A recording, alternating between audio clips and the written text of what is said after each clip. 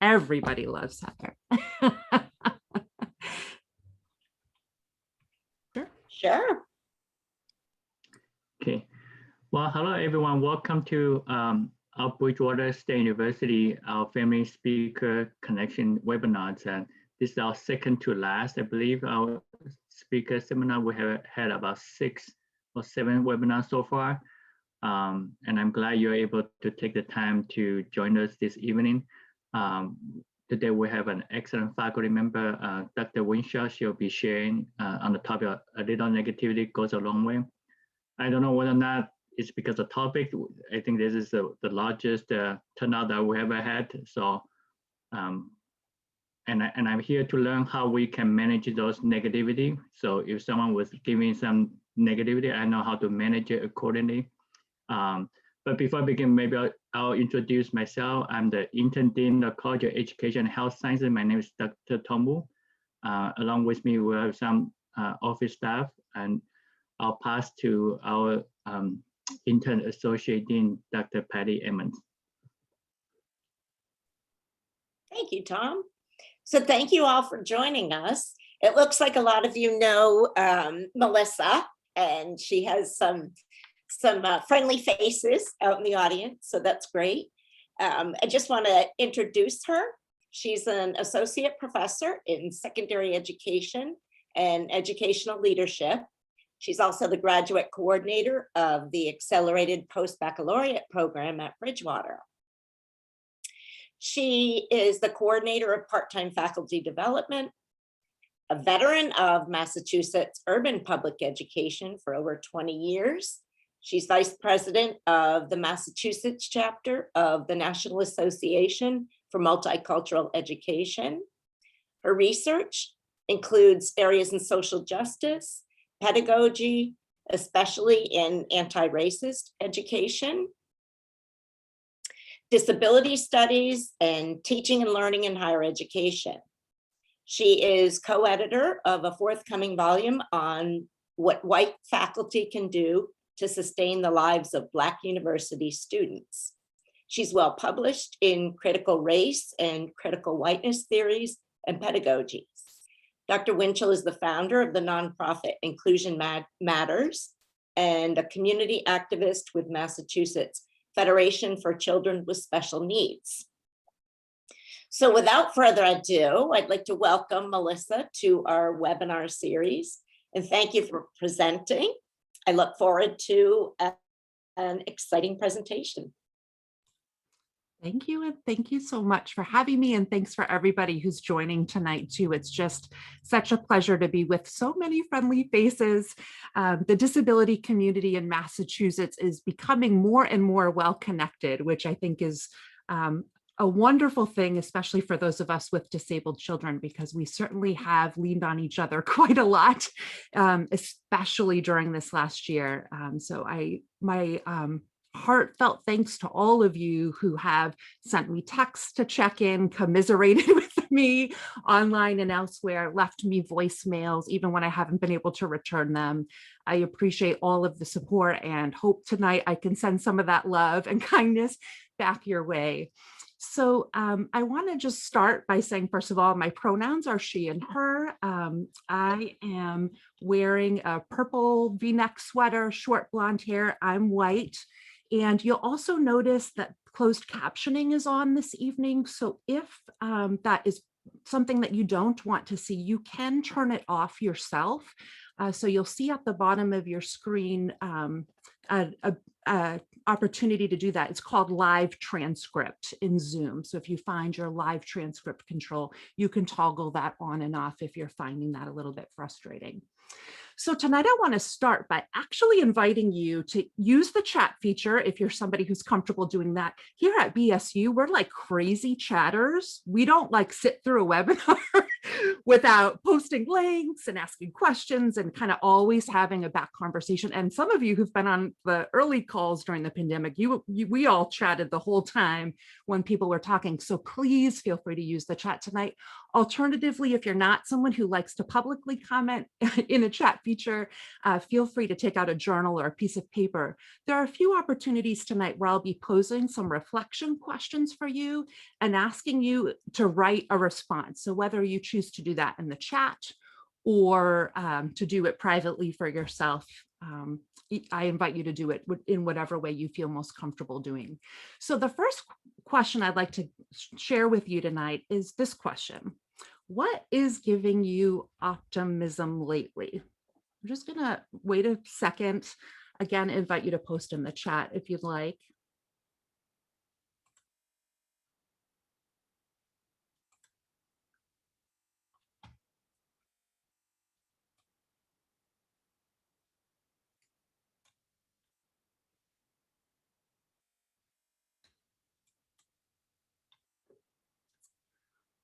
All right, we're going to come back to this question.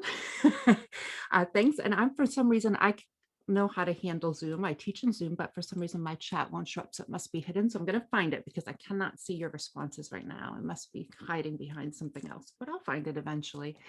So what I'd like to do tonight is first start by talking a little bit about why I am the one who's going to try to give you any advice at all on being resilient and trying to manage getting through this pandemic in particular and the complexities of our family lives. I know we have a lot of families with us tonight who have children with disabilities. So the pandemic, of course, is exacerbating a lot of the things that we would normally experience. But I think it's important for us to just establish what my qualifications are to talk about this. As Patty mentioned, I've got a pretty rich professional life in education. I'm very lucky to have been in Massachusetts public ed for my entire career. But I think more importantly for our conversation tonight, my personal life, I think, is what actually makes me most qualified to talk about what we're going to talk about tonight. So I have 3 children. You can see them there on the right.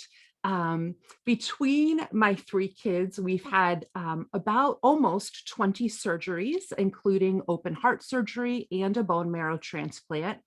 And I'm not going to specify which kid has which diagnoses because especially with my older kiddos, they prefer their stories not be told in full. So I will just give you a running list of some of the diagnoses that are true for children in my family. So that includes post-traumatic stress disorder, depression, anxiety, OCD, Down syndrome, ASD or autism spectrum disorder, reactive attachment disorder, otherwise known as RAD, an unspecified intellectual disability, ADHD, oppositional defiance disorder, learning disabilities, and selective mutism.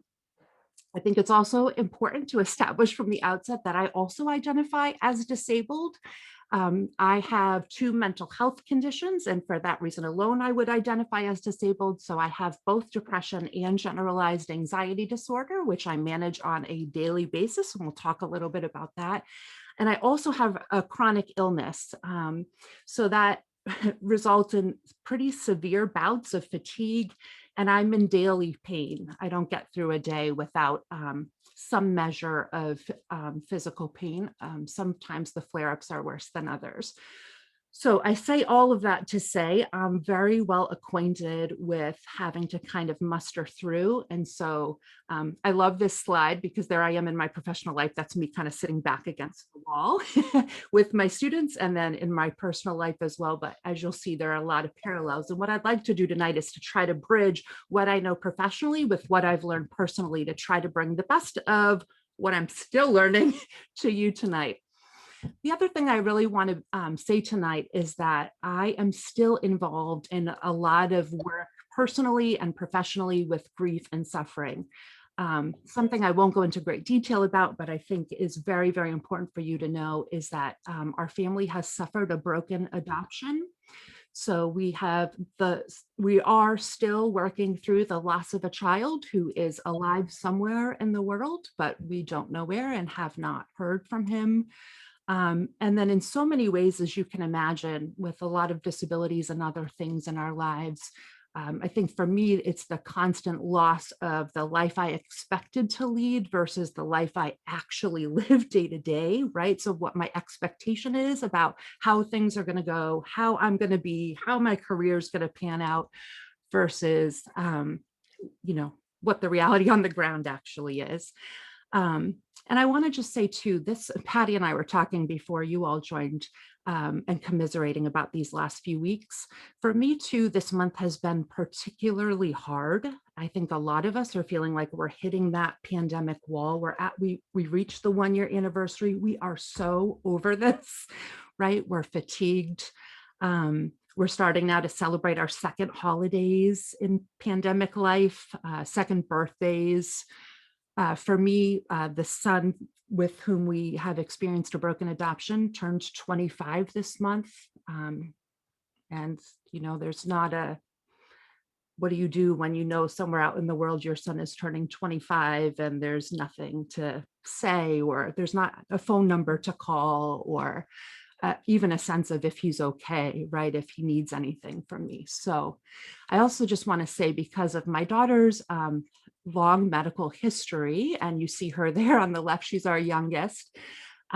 She has Down syndrome and autism and a really complicated medical history. And because of that, she's fully quarantined, as am I. So I haven't been in a Target since before we all pandemicked and quarantined over a year ago. I have not been in a grocery store. I don't go places. So I'm still, I think, as quarantined as you would expect someone who maybe even was sick to be quarantined. That's the life we lead at our house. At least she and I do. So it's always interesting, right? From the outside, I'm sure, it seems like I have it all together. I have a very successful career and a career I love. I'm very lucky. I've been married for 22 and a half years. I have a super supportive partner and spouse.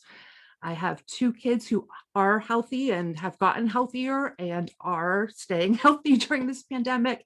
I've published, I get to speak, statewide, and do all kinds of really cool things. And I think people will often ask me, how do you do it?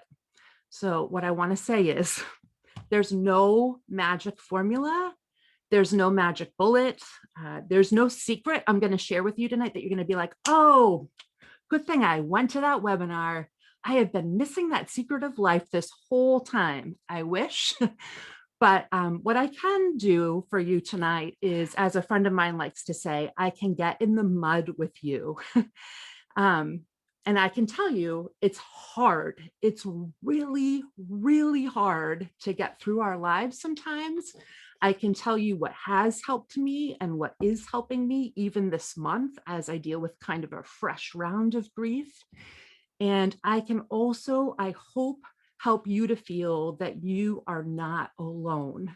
That if you keep hoping that there's some magic way you're suddenly going to be feeling 100% and full of energy, you're not alone in not still feeling like yourself and still grieving. So you're here, partly some of you because you know me, and also because I promised to share with you 5 things that are super unusual and that seem to fly in the face of what you think you know about what you need to do to get through stuff. So the first thing I'm going to tell you, the first of the 5 is, and does this get made available? It does. I know the Yes, recording yep. does. We'll put the video online, and if you want to share your Second? PowerPoint, we can also put that. That would be great. I'd be happy to. So don't feel like you got to, write everything down. We're happy to do that. The first thing I'm going to tell you is get rid of optimism. And this is a little negativity goes a long way. And I know that sounds like, what? Aren't I supposed to be a positive thinker, right? So let me tell you what I mean. And I'm going to draw from what we know on the research here a little bit. So if you haven't read Viktor Frankl's Man's Search for Meaning, one of the best, most transformative books I've ever read in my life, only read the first 2/3. The last third spins into a bunch of psychology stuff that you would not be interested in, many of you. Let me read this slide to you, because if I keep talking, you're not going to listen anyway, because you're all reading. So Frankel writes, and he is a Holocaust survivor. So he's writing about his time in a concentration camp. And he writes, the death rate in the week between Christmas 1944 and New Year's 1945, so in 1 week, it increased in the camp beyond all previous experience. The explanation for this increase did not lie in the harder working conditions or the deterioration of our food supplies or a change of wealth or new epidemics. It was simply that the majority of the prisoners had lived in the naive hope that they would be home again by Christmas. So if you know a little bit about Frankel, or if you don't, I'll fill you in a little bit. He was arrested in 1942 along with his entire family, lived in 4 different concentration camps, including Auschwitz. For 3 years, he lost his parents, he lost his brother and his wife in the camps. And part of what Frankel says in his book, he has a whole philosophy called tragic optimism. He says, you know, life constantly changes, and needing our lives to be a certain way brings us more suffering than if we could somehow deal with how horrific life could be, right? And that we need to, my takeaway for this pandemic is there isn't a timeline. I know we all want a timeline and we keep thinking, right? If we could just be out by summer, if I could just be back to X or Y by fall or by whenever, we don't know. We don't know. And we do ourselves a disservice when we put timelines that are so out of our control. I mean, are you going to suddenly make COVID go away? I mean, if you could, I'd be like, sign me up for you. But none of us are in control of any of that. So the best we can do is to let go of some of those expectations and let go of putting our optimism and our hope in things that are way outside of our control. I will say, as a counterpoint to that, when you let go of optimism, there's one kind of delusion the research, psychology research on resilience says you should embrace. And I'm going to turn to a quote here from Admiral Stockdale. He's a prisoner of war. He wrote, or said actually in an interview, you must never confuse faith that you will prevail in the end, which you can never afford to lose, with the discipline to confront the most brutal facts of your current reality, whatever they might be. Stockdale was a prisoner of war in Vietnam for 7 years, 7, living as a prisoner of war. He was the most senior naval officer that was captured in Vietnam. He was severely beaten, tortured, denied medical treatment, and was in solitary confinement for most of that time. He was asked, why did you make it out, right? He was caught and captured with lots of other prisoners of war who died in captivity. And so lots of reporters wanted to know when he came back to the States, how did you survive when others did not? And this was what he said. He didn't put things on it. He didn't hope in a timeline. He didn't hope in a date for his release. He had faith that he would get through no matter how long it took.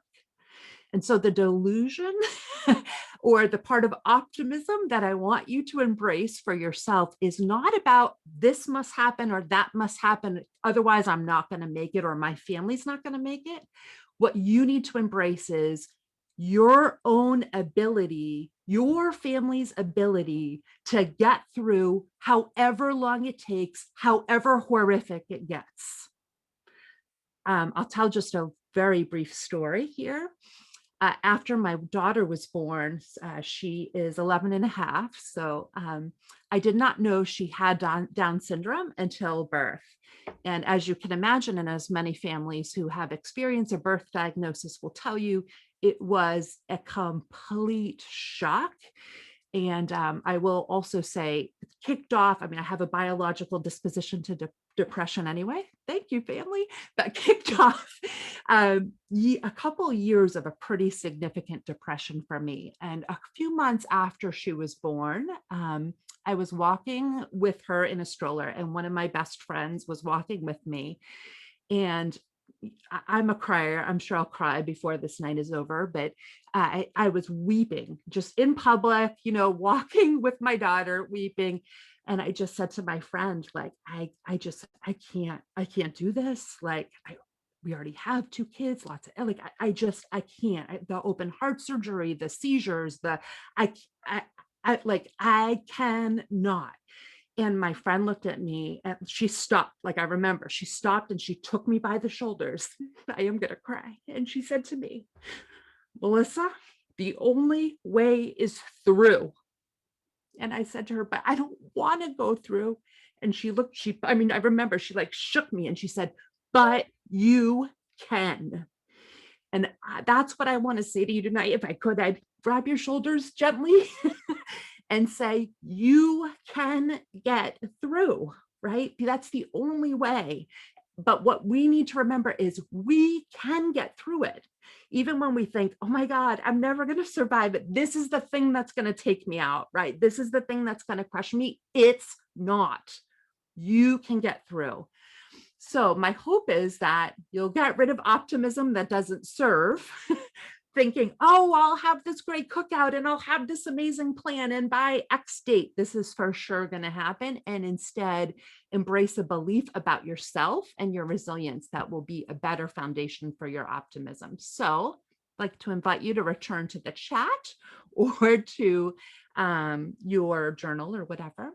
Give you a couple moments here to think about what belief about yourself can be the foundation for true optimism that will help to see you through here.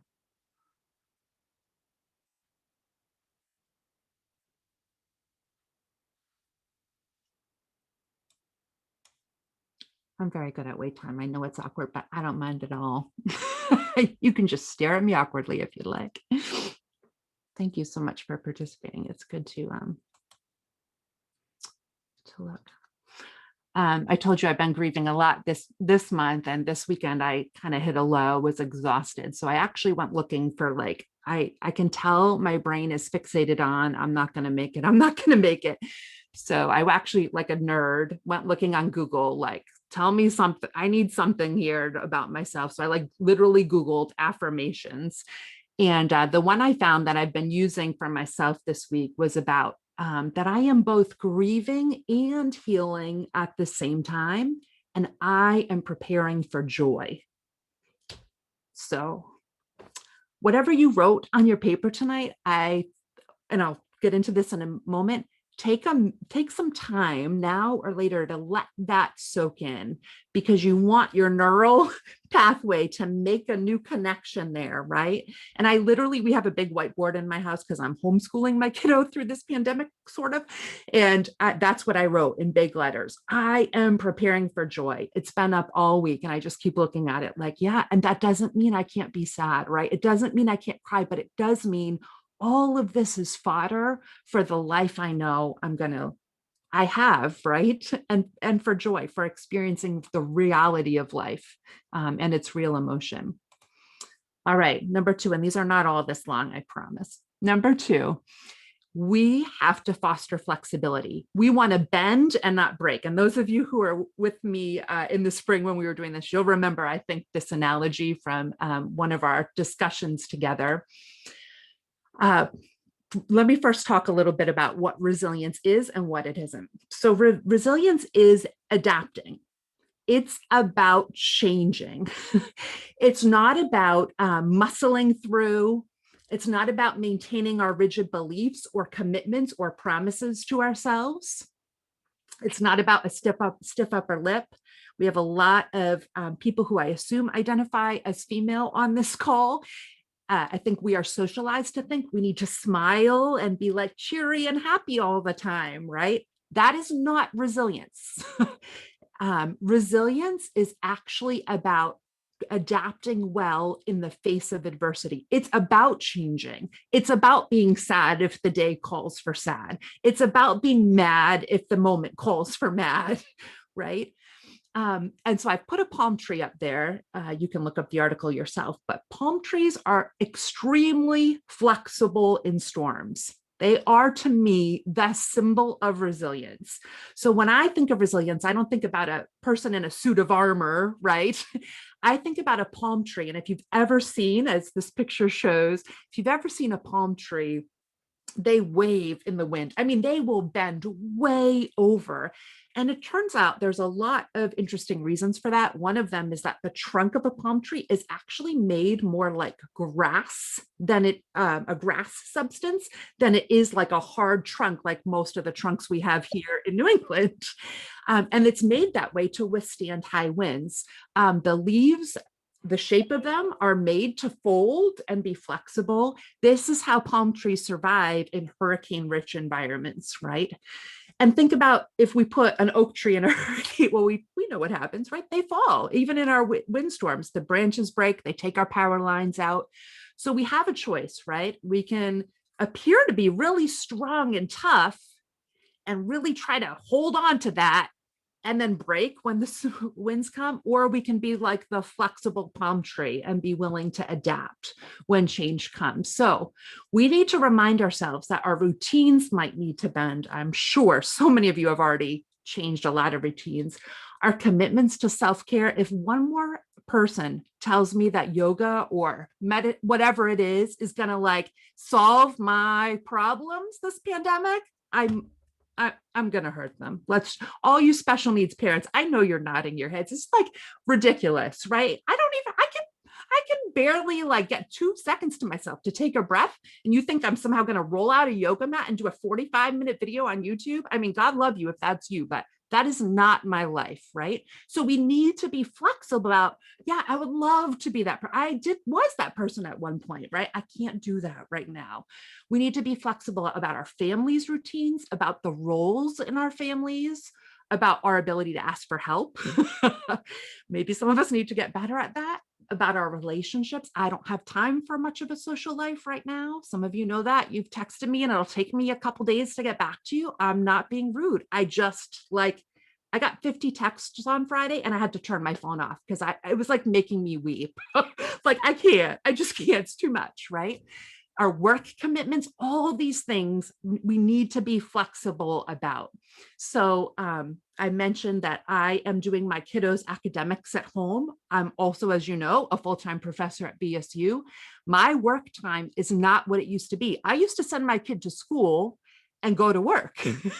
Now I've got a kid at home who goes nowhere and I'm responsible for that child, right? So I've had to learn, I have to snatch work an hour here, an hour there, work different hours later in the day. I was up at 3:30 this morning to get work done, right? Like I just have to be, that works today. I can't do that every day. I'll be exhausted, but today that worked for me. So we need to let go of some things. We'll talk about how to figure out which ones to let go in a minute. And also sometimes we need to be flexible with our expectations of our parenting.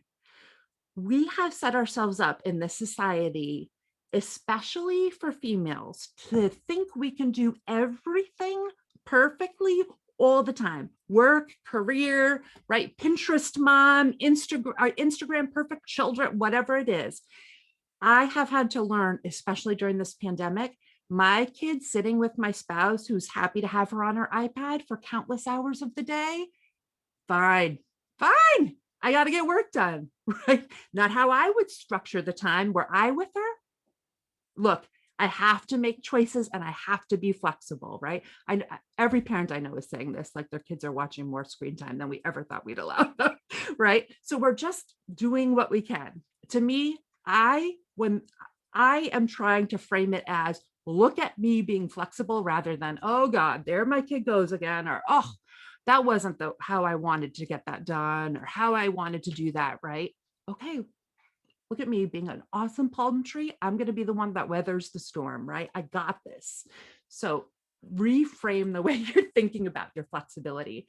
So if you're willing here to share some of the ways that you have already been flexible this semester, I would love to hear them, whether you're using the chat or wherever you'd like to do that.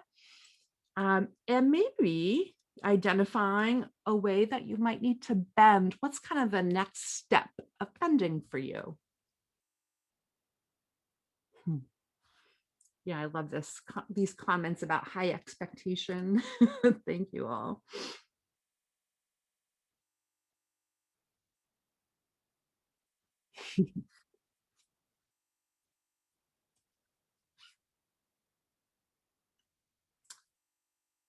One of the things that I have um, realized this month is I need to be more flexible about giving myself time for being sad.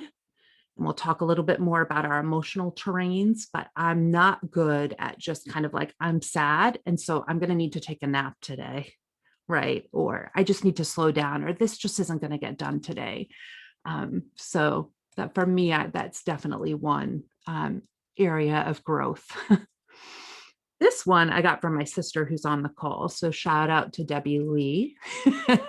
If you see her on screen, you'll recognize a resemblance.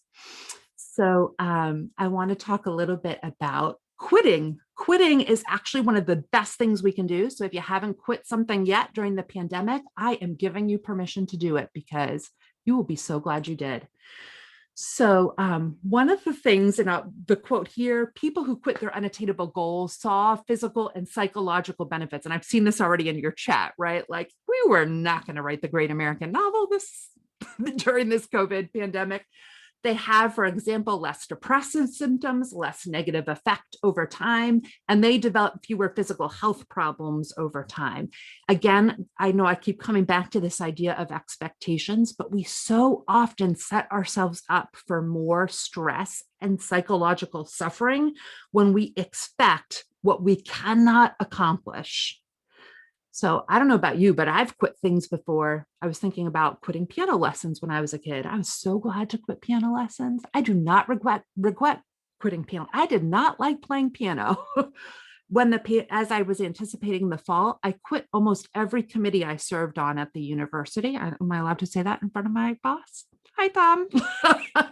Yeah, no, because there were certain committees I was like, well, it's nice to serve on the assessment committee for the university, but I'm sorry, I don't have an hour to give to that, right? An hour of my time when I'm squeezing in time here and there around a kid with a lot of support needs, that's a big commitment for me. So feel free to quit. However, and this is what I borrowed from my sister, one of the tricks that we can learn is that we need to be busy. Happier people are busy people. We know this from the psychological literature. And for people like me who have a mental illness, staying busy is one of the ways that we cope, right? It keeps us going and keeps us moving forward.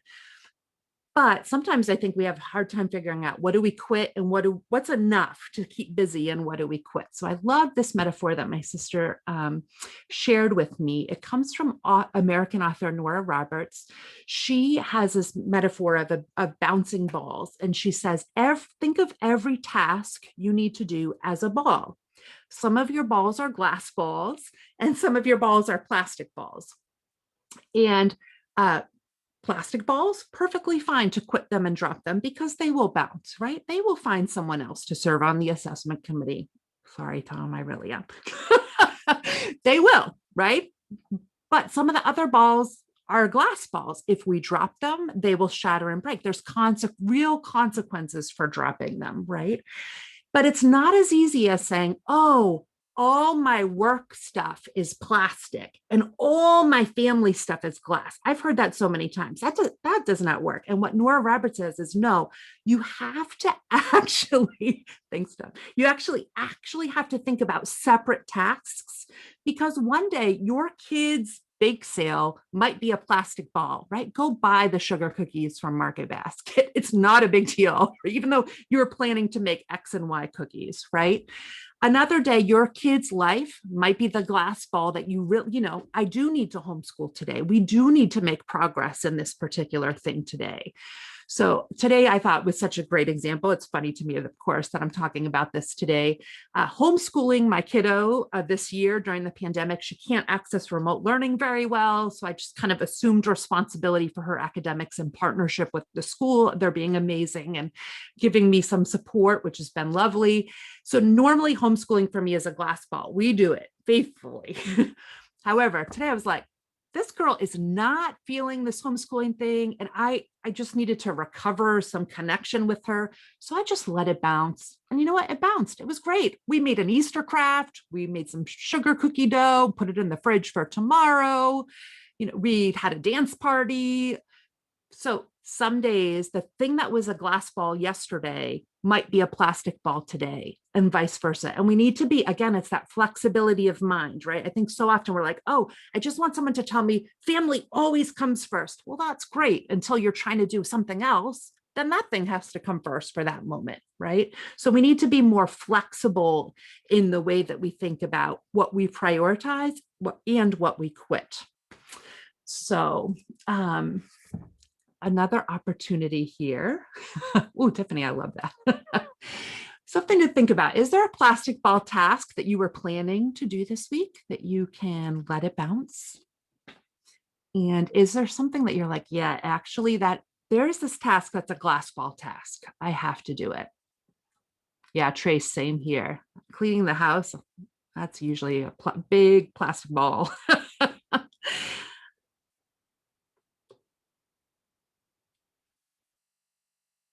So I'll give you a moment again if you want to post some of your ideas in chat or write them down. One of my plastic balls, it had been on my to-do list since January to apply for a grant for some work that I wanted to do this summer. And I finally made a decision a couple weeks ago, gonna let it bounce. I don't want to have to do more work just because I'm getting paid this summer, letting it go. I'll do it another time, right? I'm gonna let that ball bounce. I've worked hard enough and I've done what I can do.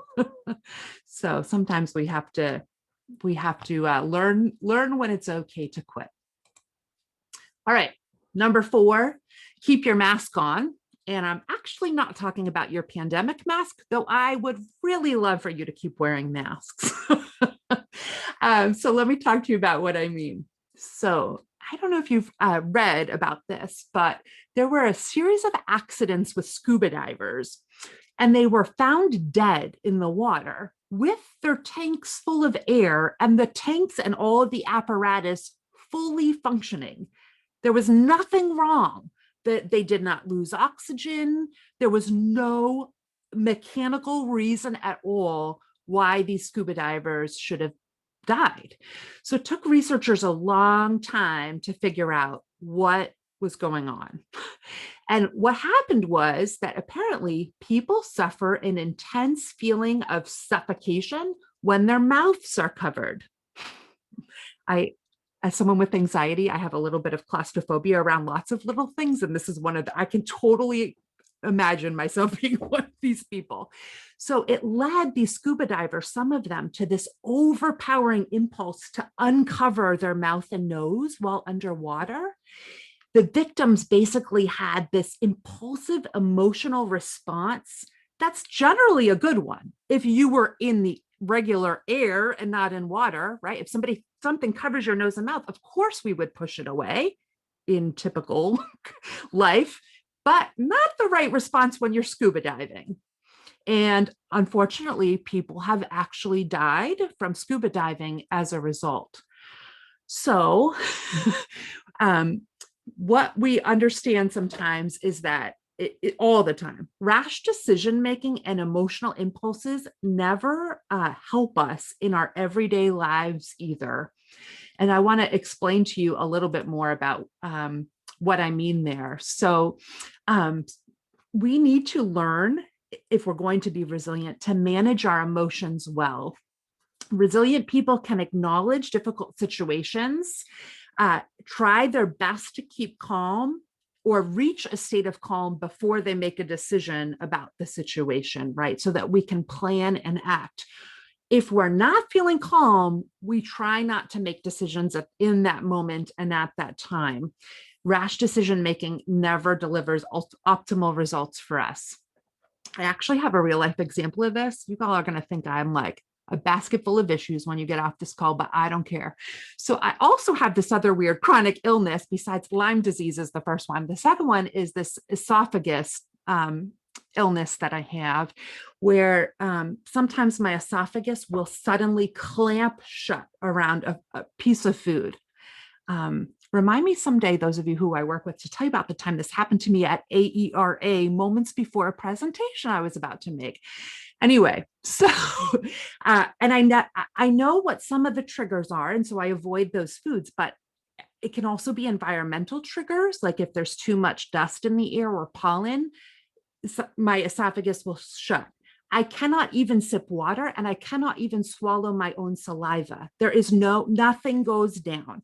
So as you can imagine, it's very painful, not fun to deal with. So I want to tell you a little story about one time this happened to me. So I was about to go into my kids' IEP meeting. Those of you who are special needs parents will love this. Sitting in the car, about to go in. This was a couple years ago, and I went to eat a cherry tomato. And sure enough, esophagus clamped. I've eaten cherry tomatoes a million times, never had a problem, right? Clamped shut. And I mean clamped shut. Like I can breathe because it's your esophagus. It's not, but it's so, I mean, I'm doubled over in pain when it happens. Wouldn't pass. So, sometimes I wait it out. It passes within a few minutes. Sometimes it's quite a while. So after about 5 minutes, I thought, I think it went down. Like I'm feeling a little better. So I took a little sip of my water. Hadn't gone down. My water came all the way back up my esophagus. And because I panicked, right, I went and breathed the water into my lungs. So now I'm making gargling, suffocating noises like a drowning person. I say as a former lifeguard and swim coach, because I've heard this noise before, while having a tomato lodged in my esophagus. I cannot swallow. I cannot cough. It was like my whole system's just shut down. And I'm supposed to be going into my kids' IEP meeting to top it off, right? I mean, how does this happen to us? I'm sure my life is as absurd as yours can be, right? So in good news, I had a real moment of clarity, which was I could die because I cannot breathe. If I'm going to die, I would like someone to know that I died. I shouldn't die in this car by myself, which apparently, according to I've learned since, psychologically, most people will leave themselves alone because they're embarrassed if they're choking. People don't go for help.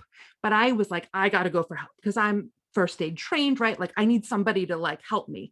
So I start running towards my daughter's school, thinking if I can just get somebody to do a Heimlich, something, right? As I ran, somehow all the water, I basically vomited up everything, which was great. I vomited in the drive. I was like, oh, I feel better. Went and sat in my car, calmed down, then went into the school and did the IEP meeting. Nobody ever knew about it. But what I will say is, until now that I've told this story to lots of people so that they can get a good laugh, but I will say, emotions are always going to bring us up and down, and we need to just accept this as part of life. Weird stuff is going to happen to us. Painful stuff is going to happen to us. We may literally feel like our lives are actually in danger, whether physically true or we just feel that way. We have to recognize that our thinking controls our emotions. We don't have to believe our thinking, right? And that we can disrupt our thinking under duress. So I think we're returning here to that idea of what is actual optimism, that we can make it, right? This isn't going to last forever. We can wait this feeling out. So if I'm feeling grief, if I'm feeling sadness, if I'm feeling panic, if I'm feeling depressed or anxiety, I can wait with it. I had a minor panic attack last week, laid on the couch. It was first thing in the morning. I just thought, right? I can't do this day. The momentum it takes to get a day up and running in this house. I can't keep doing this. I'm exhausted. So you know what I did? Laid on the couch, let the panic attack. I knew it wasn't going to be huge. It wasn't, but I think partly it wasn't huge because I just laid there and thought, all right, here it comes. I'm going to feel really crappy for a little bit and then we'll see. Right. And it passed. And guess what? I've had many. It's never killed me once. I always seem to come out on the other side. So that's what I tell myself now, right? This too will pass. It will pass.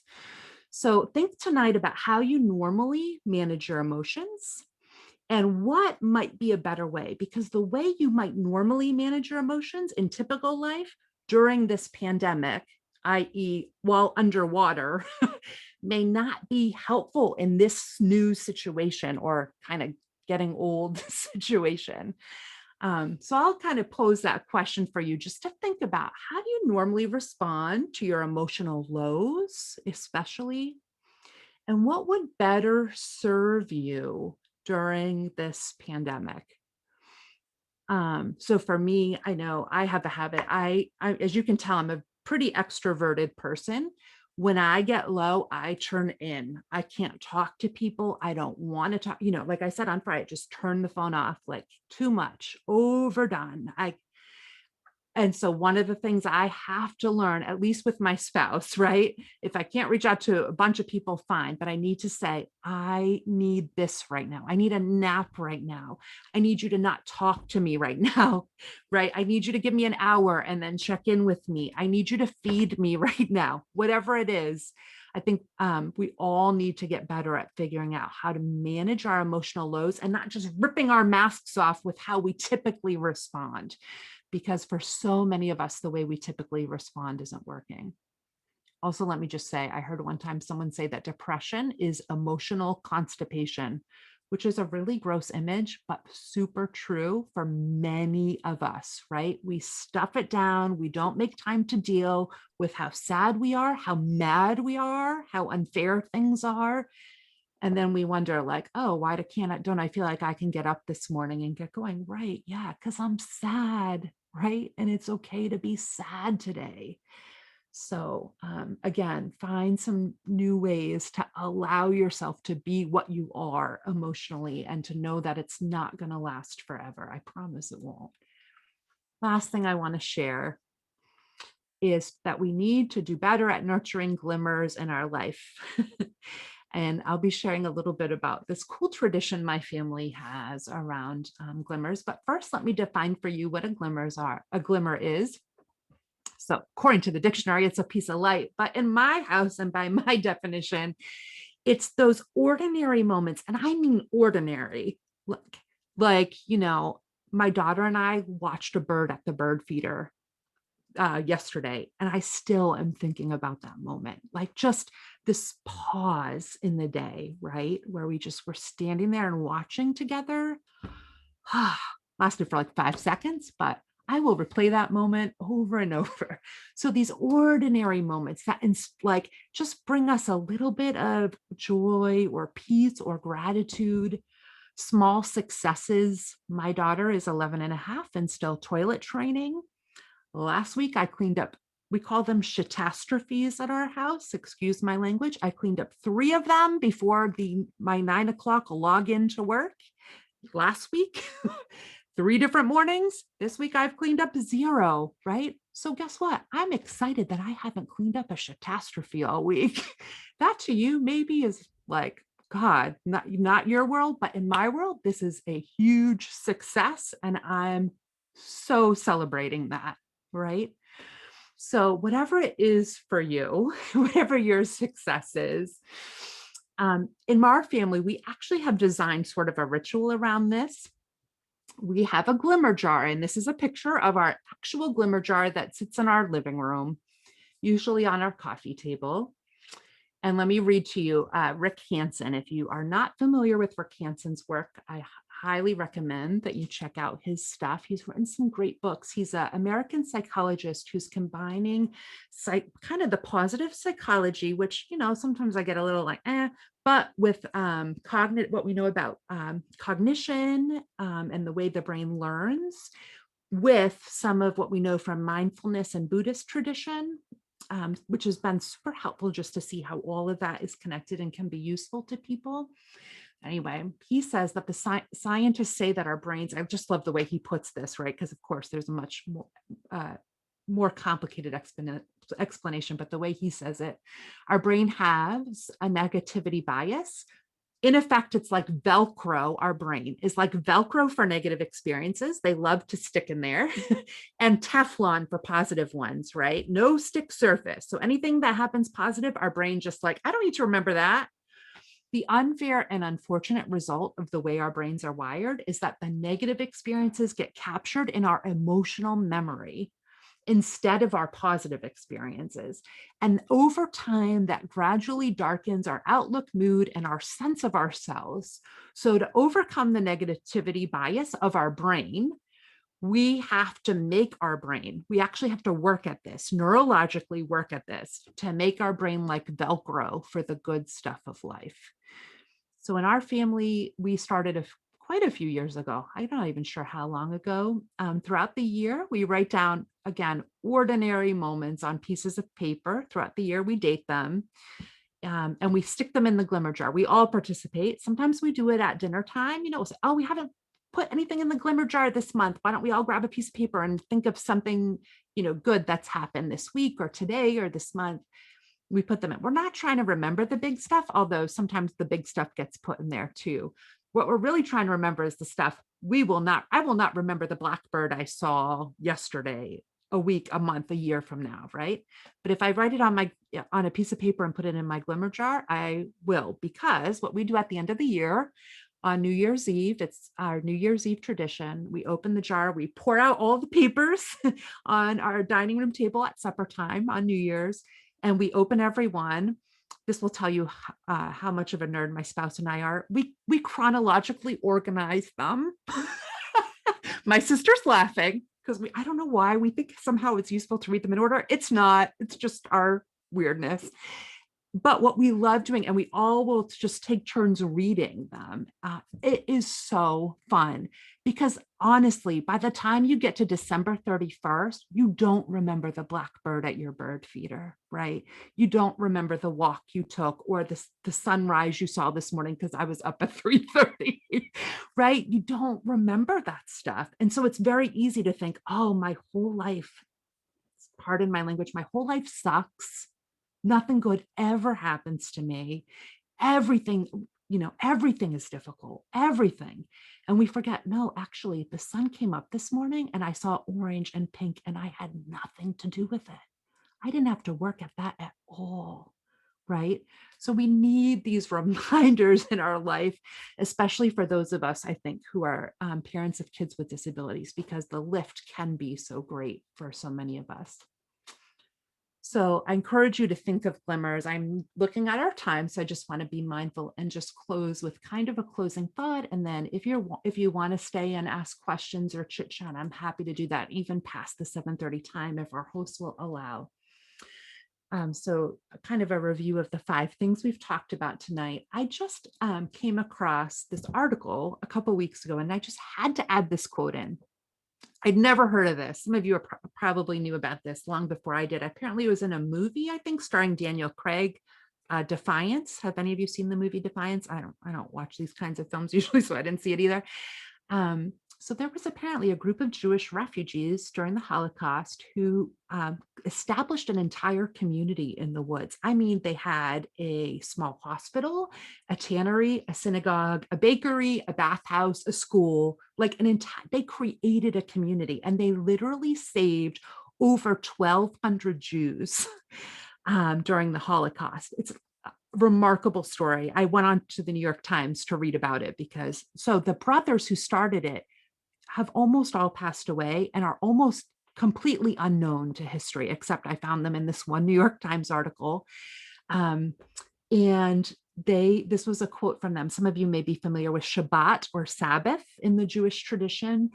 And so, as you know, you light a candle on Shabbat, and a day for remembering peace and for slowing down, right? And for just enjoying the things of the spirit. And Iran, one of the brothers, said in the woods, if they didn't have a candle, they just lit a piece of wood for Shabbat every week, right? And it just struck me when I read that quote. Life usually doesn't hand us a book of matches. If your life has done that for you, God love you. I mean, I really am truly thrilled for you, but my life has not been like that. I've not been handed this big book of matches that I can just kind of walk around with all these lights already made for me, right? So we need to figure out, how do we create light? How do we bring light to our own lives and to our families? And so I hope some of what you've heard tonight will help you to do that in some new ways. I'm going to just put up both some resources. Again, I will ask that this be shared on the site and also hopefully by email, because I know you all registered with your emails. And then I'll put up my contact information as well in a moment if anyone wants to reach out on email or Facebook or Twitter.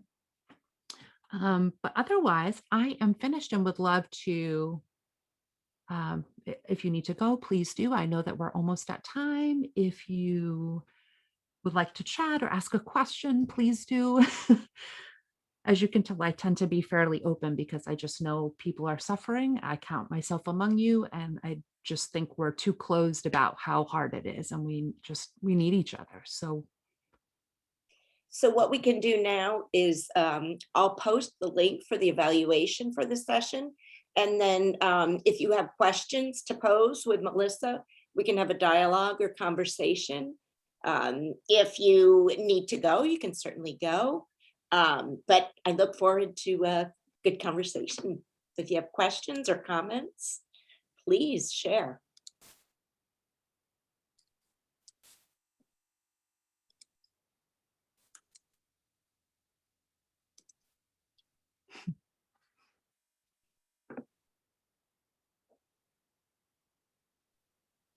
it's so nice to see so many familiar faces too. Is there anything you can post in the chat too, if there's something you'd like me? Oh, Tiffany, I'm sorry. I just am seeing your hand. Apologies. Go ahead. Oh, no, that's fine. I just wanted to say the glimmer jar, which I love as an idea, it really made me think about the fact that something that I think has built resilience in my family through this, and that I really want to take going forward, is realizing how much stronger it makes both my kids, but also myself, to make a big deal out of the little good things, to like have like boost those up, because it's natural that the tough stuff gets boosted up, and that we revisit it and we discuss it further, and like we like have to like break everything down. Like I think complex families get very good at that, but not always with the positive things that happen, like you said, like the amazing little bird thing. So that's just been something that I'm really hoping that I can get myself to take back into whatever, not back, but into whatever world we are going into. Yeah. I love what you're saying there, Tiffany, too, because I think for disabled families, especially, the way that special education and IEPs and all of it, right? ABA, the way it's problem oriented. What are the problems? Let's identify the problems, and then we'll support those, right? And so you're right. What sometimes we take away from that as families is this very hyper problem focus. And we're encountering problems every day, right? And trying to figure out which ones do we solve, which ones do we leave alone, So yeah, I really appreciate what you're saying too, because I feel like we are sometimes swimming against a huge tide in that regard, just in terms of the paradigm of disabled children and disability in general, which tends to have a negative bias, I think, already, unfortunately. Yeah, and like not have, like you were saying, the false positivity or anything, but just like giving full real weight to the positives that show up for us. Right. Yeah, we're not making up any cute stories so we feel better. We're trying to notice the positive that's already there, right? Yeah, exactly. Love that.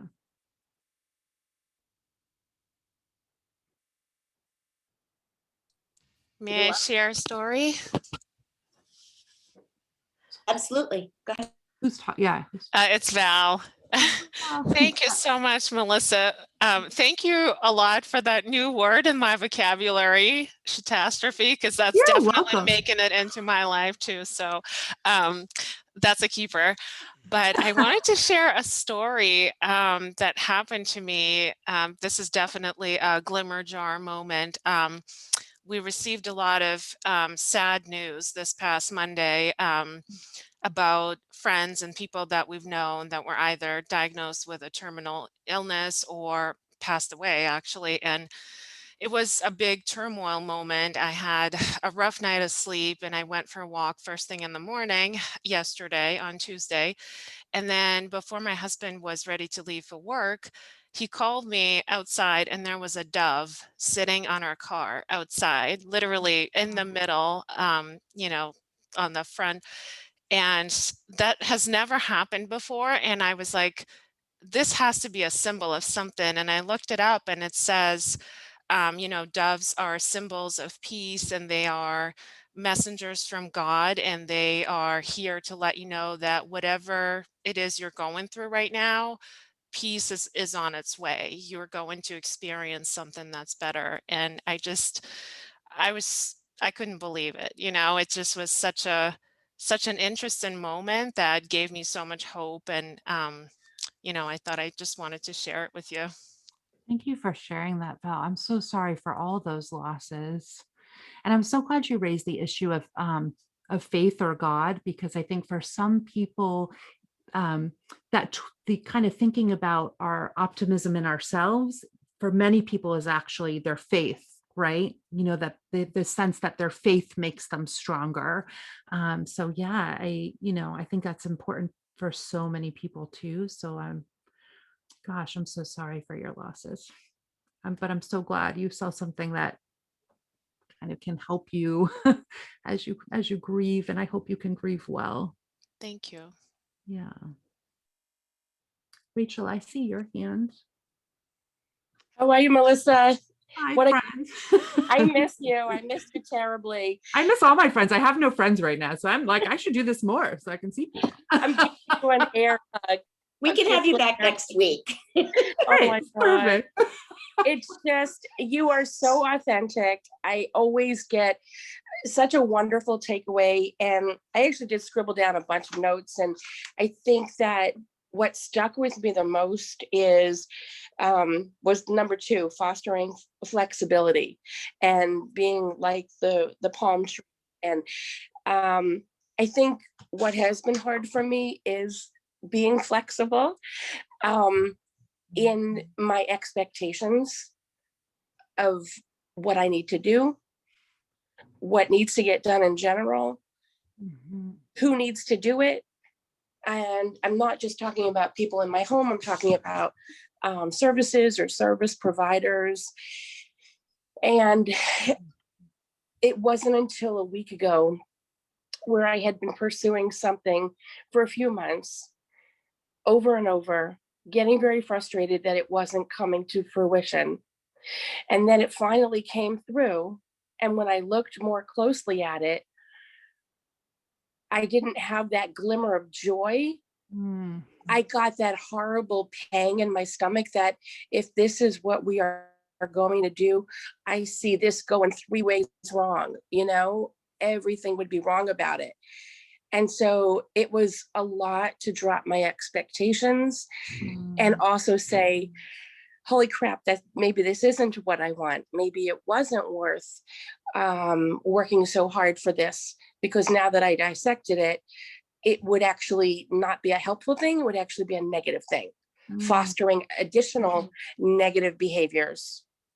And so I guess I never really allowed myself the opportunity to be flexible in that the world is not going to end if this doesn't happen. And I was carrying on like it did need to happen. However, I had some nice resolution with this, because when I looked more closely at it and really studied it out loud, I said to my husband, oh, hell no. You just know in your gut that something isn't going to work for you, and that's okay too. So to be able to get over that hurdle of, it's good to recognize that it's okay to change your mind.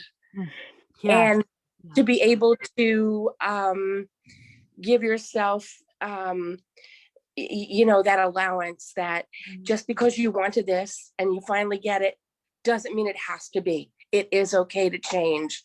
And with the pandemic, what has not changed? What hasn't changed? So I really appreciate it, because it just kind of came back to me. And I'm actually proud of myself, because I took it head on and addressed it and made that decision, and I turned it into being empowered. Oh, I love that, Rachel. On so many levels, it's got me thinking about grasping, right? How I think when things feel very unstable, sometimes we latch on to something because it feels like the thing we can control, right? Absolutely. We all do it with whatever it is, but and especially I think as parents of disabled kids or kids with special needs, I say disabled because that's what we say in the research literature. So I'm not saying that to be offensive. But I think sometimes we latch on to a service that our kid needs or a therapy that they must have, or they must have 45 times X on the right. Yeah. So I love what you're saying too about it's okay to change our mind and it's okay to say, look, hey, I was wrong. I was overreacting. I thought one thing and I changed my mind about it. I've done that so many times in my kids' process too. And I will say, at some point, we're going to have to realize this pandemic is not the end of the world for our kids' education and their academics, right? Is it disruptive? Yes. Yes. But we have a lot of history and literature on crises that have happened globally and children surviving and children recovering. And so, is it the first time we've all experienced it? Maybe so. Maybe not for all of us, for many of us. But, I think part of that, what you're saying, Rachel, too, for me is my kid is not going to maybe make the progress I thought she would make or wanted her to make, right? So I'm just going to do what we can, get up every day and do what I can. And some days that's going to look great. And other days it's going to look like cutting bunnies out for an Easter card. It's a lot to let go of that. It's really a lot. And I think SPED parents are just used to having to work so much harder than typical parents. And it's just our energy at times really can be endless, and full of hope that something else is out there. Now you stop on a dime. You see a post on Facebook that you found from something else and you just hop on and you stop in that moment and you just become a researcher and find a way that you can get it for your own kiddos or for your own town or for someone that who's suffering. Or so I think we have a bit of a stronger understanding and especially appreciation than typical parents.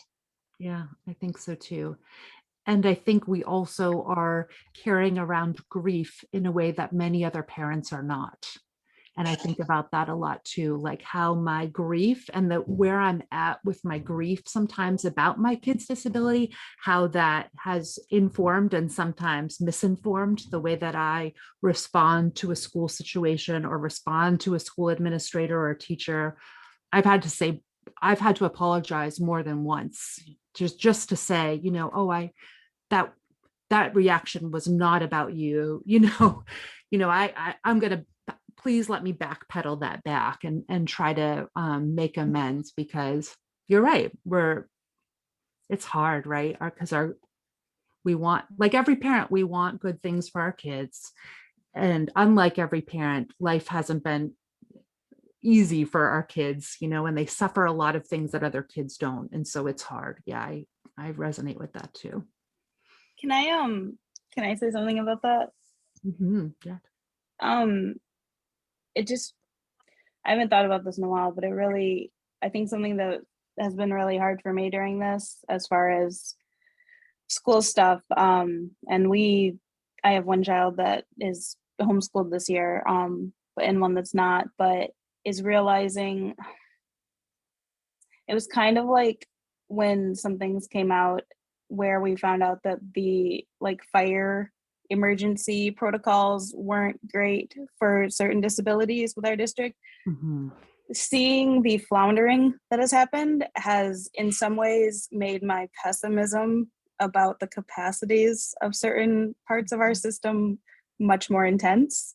And while I don't guess that we will have an exact COVID pandemic again, hopefully in the near future, kind of being confronted with that reality that, the knee-jerk coming together of solutions is just another area that people with disabilities end up suffering because of the lack of foresight and the lack of pre-planning in case of. And that's been kind of scary. I mean, I have anxiety as well, so I have to be careful of what I'm like just letting feed into that. But just overall, you know, kind of being confronted with that reality has been pretty intense during this. I think so too, Tiffany. It's interesting you're saying that. I was talking with the school district the other day, a couple superintendents and some others, not a local one, different one. But we were talking about how if things are not planned for the kids at the margins, including disabled kids, including kids of color, right? Then they don't get swept up in the plans, right? The plans don't work for them. But when we plan for the kids at the margins, all the kids benefit. And I was saying to them, I know you've heard this analogy a million times, like, when we created curb cuts and sidewalks because of the Americans with Disabilities Act, right? And now there's a curb cut and you can, if you're in a wheelchair user, you can get up onto the sidewalk. But now look at all the people it benefits, rollerbladers and moms and dads and parents with strollers, and right, like there's so many benefits everyone when we plan at the margins of things and we plan for accessibility. But you're right, that shift in paradigm hasn't happened. And I mean, you and I could go on and on, I know, about about why that's true. And yeah, on all fronts, race, disability, all of it. But yeah, I am with you in feeling more unsure than ever about what my child's future will be post-pandemic in terms of involvement with school systems. Yeah, I am less confident than I've ever been that there's a place for her, which is terrifying. Yeah, and I wanted to that Rachel Alterman, what she was saying, I don't know if she's still on, but that really resonated with me because I would never have, well, I don't want to say would never, our current situation was something I was so like vehemently against choosing ever, almost like on principle. Yes. And having to like kind of let that go with the situation and stuff. That Me yeah. too. Yeah, I'm gonna just stop screen sharing. Sorry, I just realized I was still doing that. I think I also consider myself inclusionist for the most part, right? So yeah, my kid could not be less included now. She sees no peers from her school ever. She is not on any calls during the day, any day of the week with any peers, regular ed or special ed, right? So, I mean, you couldn't ask for a more segregated and separate situation than the situation that she and I have found ourselves in at this point, despite all my efforts of these last years to support our district in inclusive practices and talk with them about co-teaching, the whole nine, right? And all the hours and all the work. So I will say that grief has really been hitting me again this month a lot. I think because it's IEP season, right? So I'm like signing the IEP this month and thinking like, why am I even signing this thing? We're not doing this thing. This is not what we're doing right now. It's just, so yes, all I can say is I feel the grief. I have no answers for you, except I know that we as moms and parents and, we need to be as flexible as we can be in terms of our own inner terrain so that we stay resilient and healthy despite whatever else happens. So yeah, we'll have to chat, Tiffany, because I'm really curious. I'm trying to, in my optimistic moments, I'm trying to remember that is really the equivalent situation that every generation or whatever has. Like, Yes. There wasn't a vision of what they knew the next set of schooling opportunities was. It got made because they were like, oh, this combination doesn't work. Yeah, exactly. Yeah. I mean, let's face it. Schools are still teaching to the average kid, most schools. I'm not going to include everyone, but I would say, and I say this as a great lover of public education. I have given my life to public education and will continue to do so, but I'm going to continue to advocate like heck to stop with this, like there's a typical kid or there's an average, and we're going to teach that average because we're just leaving so many children. And, don't even get me started about Desi, but anyway. it's coming from the, it's coming from the top, it's coming from the bottom. There's a lack of resourcing, there's a lack of imagination, there's a lack of training, there's a lack of exposure, right? There's a lack of the right voices at the tables. It's all of it. Yeah, we could go on. This is why special needs parents are so awesome, because we're like, you all are like, you should all have a degree in education. You like earned it already. It's your honorary doctorates in ed. I love it. We should let you all reform the system. We're trying. Exactly. I'm part of MAGE, which is an advocacy group for gifted education. My kid is on both ends of the spectrum. So he's asynchronous. He's disability and gifted in one area. So he doesn't fit in anywhere. He's like the square peg. And they have like 5 new bills that they keep pushing them out every year, hoping to get some traction with this, because Massachusetts is like last in meeting the needs of advanced learners. I mean, we do okay with disability. You have to fight like heck for it, but at least you get it. And what we know is that like the disabled kids, a lot of them are also gifted at the same time. Yes. And if you just treat the disability and not the gifted aspect, they don't do well either. And that's like where their self-esteem comes from. Like you're only noticing the things that are wrong. Right. So those 5 bills, if you want to share your emails with me somehow, I can get you information on that and we can push for it together. I mean, it's about basically meeting the kids where they're at, competency-based kinds of education, and addressing the fact that they shouldn't be taught to the middle. Lynn, if you actually, I don't know if you're willing to share your email in chat, but I'm sure some folks would love to reach out and hear more about, the bills you're talking about. Disabled families are amazing advocates. Just so proud to be part of the community. And I think that's why I'm so proud to say the word disabled, because we are part of a long-standing, our family